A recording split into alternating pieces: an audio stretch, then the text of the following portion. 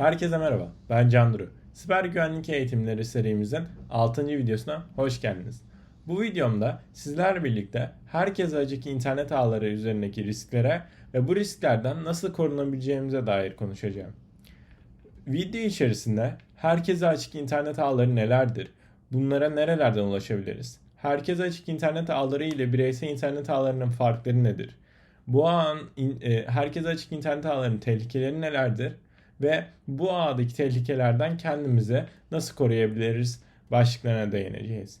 O zaman sizlerle birlikte ilk başlığımız, yani herkese açık internet ağları nelerdir ve bunlara nerelerden ulaşabiliriz videomuza başlayabiliriz. Herkese açık internet ağları günümüzde oldukça yaygın olarak kullanılan bir internet ağları aslında. Popüler olan kafelerde, AVM'lerde veya otellerde genellikle herkese açık internet ağları tercih edilir.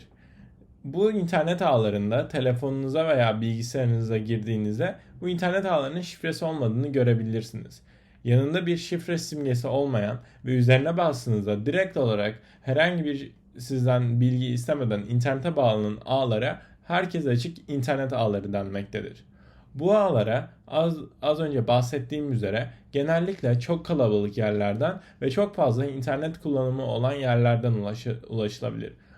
Kafelerin, otellerin veya diğer top taşıma gibi alanların yanı sıra aynı zamanda günümüzde bazı restoranlarda da herkese açık internet ağları bulunmaktadır. Herkese açık internet ağlarının bireysel ağlarla birçok farklı özelliği bulunmaktadır. Aslında temelde ikisi de bize internet sağlıyor olsa da korunma yöntemleri açısından ve erişebilirlik açısından aralarında büyük bir fark bulunmaktadır. Öncelikle herkese açık internet ağları genellikle güvenilmez ağ olarak nitelendirilmektedir. Bunun en temel sebebi de herhangi bir parola istemeksizin tüm kullanıcıların internete almasıdır. Yani herkesin aslında internet trafiğine erişebilmesidir. Bireysel ağlarda ise böyle bir durum söz konusu değildir. Bireysel ağların her birinin kendine özel şifresi bulunmaktadır ve bu şifre bulunmadan ağdaki trafiğe erişim yapılamamaktadır. Bundan dolayı hatta birçok internet sağlayıcısı evinizdeki bireysel internetinin şifresine güvenli bir şifre seçmeniz gerektiğini söylemektedir. Bu söylemin arkasındaki amaç sizin internet ağınıza erişiminizi kısıtlamak ve kötü amaçlı kişilerin sizin bilgilerini çalmasını önlemektedir.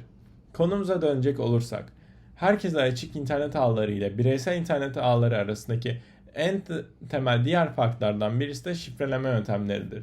Herkese açık internet ağlarında bazı ağlar DNS gibi korunma yöntemleri kullanırken bazıları kullanmamaktadır. Ve kullanmayan ağlarda herkesin internette ne yaptığını görebilmektesiniz ve bu şekilde kişilerin bilgilerini bilgileri çalınabilmekte. Bundan dolayı herkese açık internet ağlarını kullanırken oldukça dikkatli olmamız gerekmekte. Peki gelin birlikte bakalım. Herkese açık internet ağlarında ne gibi risklerle karşı karşıyayız? Öncelikle herkese açık internet ağları günümüzde kötü amaçlı kişilerin oldukça sevdiği ve oldukça kullanmaya amaçladığı bir internet ağıdır. Çünkü dediğimiz üzere birçok bilgi şifrelenmemektedir ve kötü amaçlı kişiler bu bilgileri doğrudan erişebilmektedir. Örneğin bir hikaye üzerinden gitmemiz gerekirse, kişi bir kafeye gittiğinde oradaki herkese açık şifresiz bir ağ bağlanıyor. Daha sonra internet üzerinden alışverişini yapıyor, çeşitli siteleri ziyaret ediyor. Daha sonra bu kafeye kötü amaçlı bir kişi geliyor ve bu kötü amaçlı kişi de aynı internete bağlanıyor. Daha sonra Man in the Middle adını verdiğimiz bir kötü amaçlı saldırı yöntemiyle kendisini bir internet ağıymış gibi göstererek kullanıcıların ilk önce kendisine bağlanmalarını, daha sonra kendisine gelen bağlantıyı internete ileterek kendisini bir aracı kurum olarak göstermesi olarak biliniyor. Bu yöntem sayesinde kötü amaçlı kişi diğer tüm kullanıcıların internet trafiğine erişebiliyor ve onların ne yaptığını direkt olarak kendi bilgisayarından görebiliyor. Hatta eğer çeşitli açıklar bulunabiliyorsa internet ağında veya diğer kullanıcıların bilgisayarlarında, bu Man in the Middle yöntemi sayesinde kişilerin bilgisayarına virüs gibi kötü amaçlı yazılımlar indirebiliyor ve bu şekilde bilgisayarların kontrolünü ele geçirebiliyor. Bunun gibi birçok senaryo önceden yaşanmış ve buna maruz kalan insanlar mağdur olmuş durumda. Bundan dolayı herhangi bir herkese açık internete bağlandığımız sırada kendimizi güvene almalı ve bu noktalara farklı internet ağlarına bağlanma sırasında oldukça dikkatli olmalıyız. Bu tehlikenin yanı sıra sizin internet trafiğiniz şifrelenmediği, bazı noktalarda şifrelenmediği ve diğerleri tarafından erişebildiği için sizin kişisel bilgilerinizi farklı yöntemler ile de çalabilmektedirler. Ancak bundan tabii ki de korunma yöntemleri mevcuttur. Hem restoranların, kafelerin veya diğer alanların uygulayabileceği korumalar hem de sizin bireysel olarak uygulayabileceğiniz korumalar. İlk olarak kurumların uygulayabileceği korumalara gelecek olursak, günümüzde birçok internet ağına girdiğimizde herkes açık internet ağına girdiğimizde ilk önce bizden kayıt olmamız istenmektedir. Ve bu kayıt olma sırasından bu kayıt olmadan daha sonra internete erişebilmekteyiz. Aslında bu kayıt olmaların hepsi bir güvenlik aşaması olarak bilinmektedir. Çünkü sizi kötü amaçlı kişilerden korumayı ve herkesin bilgilerini alarak bu ağa daha güvenli bir ortam oluşturmayı hedeflemektedir. Bunun yanı sıra DNS filtreleme adını verdiğimiz bir yöntem ile ağ üzerine herhangi bir kötü yazılımı, kötü amaçlı yazılımı, herhangi bir uygun olmayan içeriği engellemek mümkündür. Bu DNS filtreleme sayesinde kişiler herhangi bir internet sitesine girmeye çalıştığında veya kötü amaçlı bir unsur yapmaya çalıştığında DNS filtreleme ile internet erişimine engel konulmaktadır ve buna izin verilmemektedir. Şimdi bireysel olarak ne yapabileceğimize gelecek olursak, aslında bireysel olarak yapabileceğimiz birçok farklı şey bulunmaktadır. Ama en kesin ve en temel çözüm herkese açık ağlara bağlanmamak ve eğer bağlanmak durumunda kalırsak da bunlar hakkında çok dikkatli olmamız gerekmesidir. Peki bu ağlardan bağlanmak zorundayız ve kendimizi de korumak istiyoruz. Bu zaman ne yapabiliriz?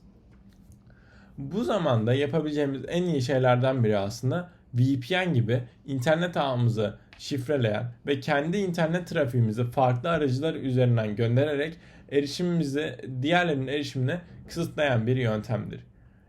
Herkese açık bir internete bağlandığımızda VPN veya proxy gibi internet ağ şifreleyicileri sayesinde kendi trafiğinizi başkalarından gizleyebilir ve bu şekilde bilgisayarınızın kendi kişisel bilgilerinizin başkaları tarafından ele geçirilmesini önleyebilirsiniz.